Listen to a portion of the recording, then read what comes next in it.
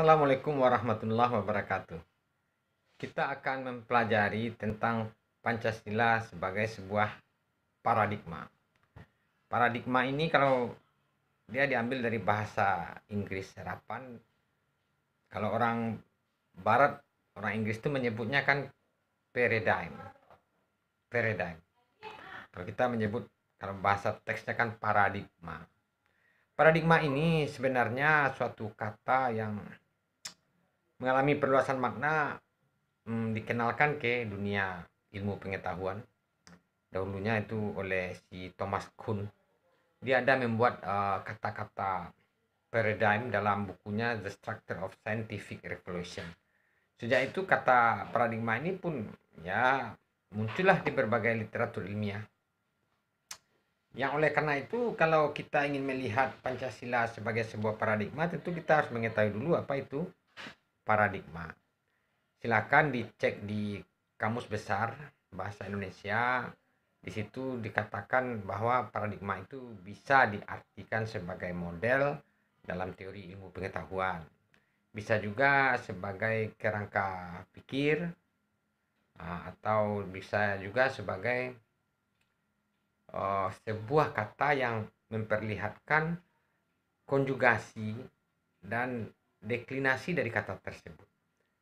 Tapi kita tidak sedang belajar bahasa Indonesia. Yang ingin saya sampaikan adalah kita bisa menafsir kalau arti dari Pancasila sebagai sebuah paradigma, bahwa Pancasila ini menjadi sebuah model berpikir, model dari kita berpikir. Nah, model kita berpikir terhadap apa? Terhadap tiga hal. Pertama, dalam berkehidupan berbangsa dan bertanah air. Jadi semua warga negara Indonesia yang hidup di wilayah teritorial ya tentu dia harus berparadigma terhadap paradigma Pancasila, kerangka berpikirnya Pancasila dengan kelima silanya. Kedua, dalam kerangka berpikir untuk pembangunan nasional. Yang ketiga, kerangka berpikir atau sebuah model dalam berpikir dalam pengembangan aspek-aspek di dalam pembangunan nasional. Apa aspek itu? Ya, ekonomi, ideologi, sosial, politik, budaya, dan lain-lain. Jadi ada tiga hal. Pemisahan ini sebenarnya hanya untuk mempermudah kita memahami maksud paradigma. Sesungguhnya pemisahan tiga ini kan tidak pula ada secara tegas. Misalnya Anda di rumah, Anda sebagai mahasiswa, Anda sebagai pedagang, Anda sebagai dosen, Anda sebagai dokter, pengacara. Artinya kan ketiga-tiganya itu Anda jalani itu.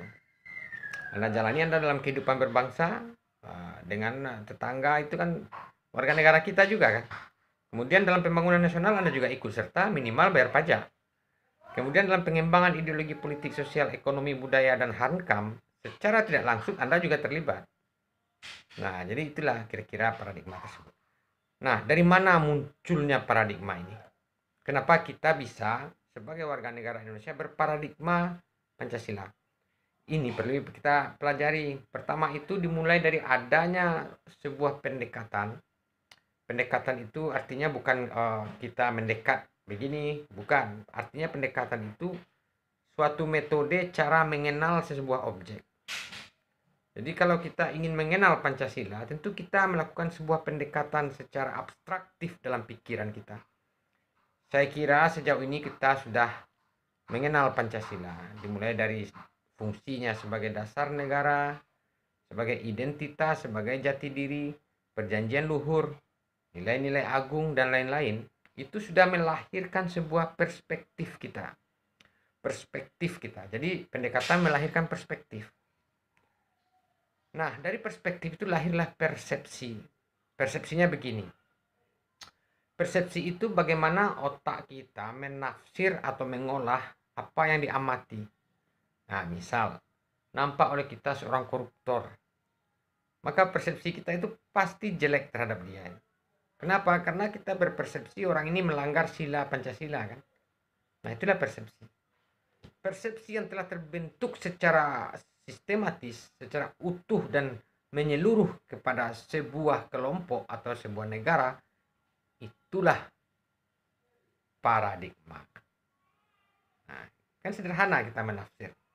Misal begini, kalau kita masih berpendirian kepada persepsi, ya persepsi, kita tidak sama, tidak pernah manusia ini sama. Ketika ada pembangunan nasional yang bikin jalan tol misal, itu ada pihak yang mempersepsikan ini suatu hal yang tidak baik. Ada kerugian pasti. Yang orang lain melihat suatu keberuntungan. Nah, ini persepsi ini. Jadi persepsi tidak bisa kita jadikan sebagai sebuah hal yang menyatukan umat manusia. Makanya harus ada paradigmanya.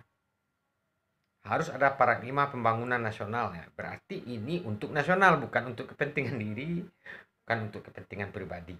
Artinya kalau persepsi bisa tidak objektif persis seperti apa yang terlihat. Misal ada ideologi seperti ini, suatu ideologi berkembang, lalu persepsi kita ideologi itu tidak benar. Kalau semua orang mengatakan tidak benar, berarti paradigmanya adalah ideologi tadi itu tidak benar. Nah, begitulah kira-kira antara persepsi dengan paradigma. Nah, Pancasila bukan sekedar persepsi. Pancasila itu adalah menjadi paradigma. Nah, sekarang kita lihat. Seperti yang saya sampaikan tadi, Pancasila menjadi paradigma bagi warga negara itu dalam 3 hal. Pertama, dalam kehidupan berbangsa. Nah, seperti tadi, dalam kehidupan kita sehari-hari, bersosial, bekerja, dengan lingkungan hidup.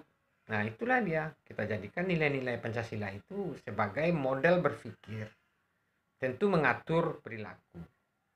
Nah, Anda beragama, ya harus percaya kepada Tuhan Yang Maha Esa. Jangan asal beragama saja. Tentu ajaran-ajaran agama itu ya menjadi amalan sehari-hari. Karena kita sesuai dengan Pancasila, paham negara kita itu, manusia ini adalah 2 fungsi. Vertikal dan horizontal. Tidak ada orang yang baik apabila dia hanya horizontal saja. Karena manusia itu tidak makhluk individu yang bebas. Juga tidak makhluk sosial saja. Nah, begitu kalau di negara kita. Nah, kemudian Pancasila sebagai paradigma dalam pembangunan bangsa dan negara. Yang disebut pembangunan nasional. Nah, ini tentu mudah dipahami bahwa apapun bentuk pembangunan tentu bersandar kepada 5 sila. Nah, ini kita bisa melihat itu. Contoh pembangunan yang bersifatnya mempersatukan bangsa. Contoh Pancasila, pembangunan rumah ibadah misal. Nah, itu dia. Kalau ada pembangunan yang melenceng, tidak sesuai dengan Pancasila, itu sebenarnya pembangunan yang tidak sesuai dengan paradigma. Nah, disitulah fungsinya masyarakat sebagai fungsi kontrol sosial. Jadi di negara kita boleh dan sangat dianjurkan warga negara yang melakukan kontrol sosial. Tapi ingat, negara kita negara hukum. Maksud kontrol sosial itu ya tentu LSM melakukan sesuai dengan petunjuk teknisnya. Masyarakat juga sesuai dengan aturan hukum. Nah, yang ketiga, Pancasila sebagai paradigma dalam pengembangan ideologi, politik, sosial, ekonomi, budaya, hankam. Nah, pengembangan di setiap sektor itu harus berdasar kepada sila-sila yang ada di Pancasila. Saya kira ini tidak terlalu rumit, tidak terlalu pelik untuk dipikirkan, tetapi tidak mudah untuk diamalkan. Tidak usah terlalu tinggi-tinggi kita ngambil contoh, tidak usah para menteri, para kepala dinas, cukup jabatan terendah saja.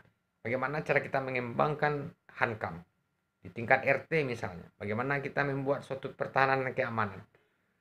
Nah, di tingkat lurah juga begitu, sosial budaya juga begitu. Jadi semua pengembangan aspek tadi harus sesuai dengan sila Pancasila. Apakah memenuhi kriteria ketuhanan Yang Maha Esa? Kalau sudah, bagaimana dari segi kemanusiaan yang adil dan beradab? Kemudian, bagaimana dilihat dari segi persatuan Indonesia? Apakah suatu pembangunan ideologi akan merusak persatuan? Maka itu tidak boleh dilakukan. Jadi sila kelima itu dia saling berkait. Bisa di sila kedua, tapi tidak bisa di sila pertama, ya tidak jadi. Nah, dan selanjutnya, sampai sila kelima.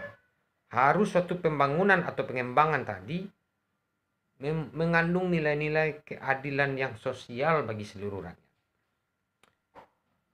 Saya kira itulah tentang Pancasila sebagai sebuah paradigma. Jadi kalau ada literatur atau headline berjudul Pancasila sebagai sebuah paradigma, nah maksudnya seperti itu. Artinya Pancasila itu dijadikan model berpikir. Nah ini tidak ada hubungannya dengan apa maksudnya kita yang beragama jangan merasa ada alih fungsi di situ. Tidak, sangat sinergi itu, sangat sinergi. Misalnya apapun agama saudara, yang namanya agama pasti punya Tuhan. Nah, Anda adalah makhluk yang bertuhan. Itu dijamin dalam kehidupan negara kita ini. Dan ajaran Tuhan pasti manusia yang adil dan beradab, pasti mempersatukan, pasti bermusyawarah, dan pasti untuk keadilan. Tidak ada ajaran Tuhan yang tidak seperti itu. Jadi tidak ada pertentangan antara Pancasila dengan agama. Tidak ada. Kalaupun dicari tidak akan ada.